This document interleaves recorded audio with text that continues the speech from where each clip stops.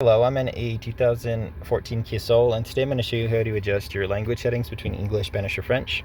So first, from the vehicle on, and your radio on and display on, we'll go to setup, and then here we'll scroll, or you can just select the number 5, and then we'll scroll down to get the language and select that.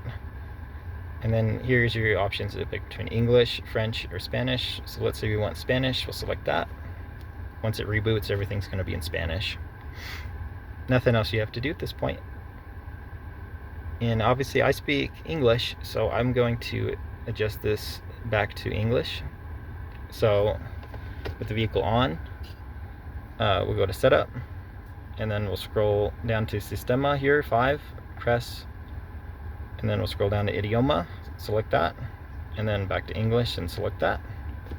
But that's it. I hope this is helpful, and hope you have a wonderful day.